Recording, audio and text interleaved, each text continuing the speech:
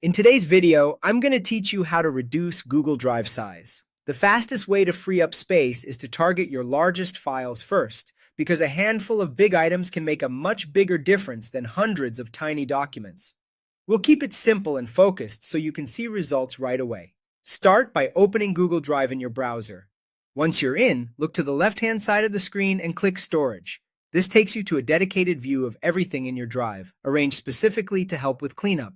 In this view, files are automatically sorted from largest to smallest, so the biggest space-hogging items rise to the top.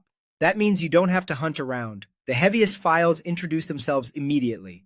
Take a moment to glance at the top of the list. You'll often see large video files, screen recordings, zip archives, disk images, and various backups. These are the usual culprits when storage fills up. Think about whether you still need each one.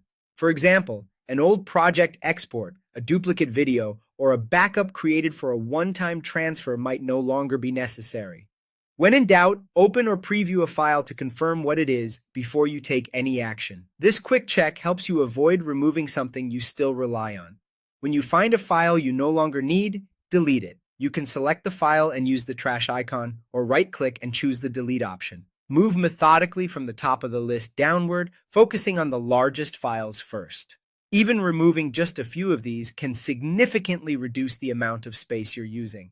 If you see a particularly big item you're unsure about, pause and verify whether it's still required by your team or tied to an ongoing task. It's better to be careful than to realize later that a key asset is missing. As you work through the list, keep your goal in mind. You're not trying to clear every old file. You're looking for the biggest, least important ones that deliver immediate savings.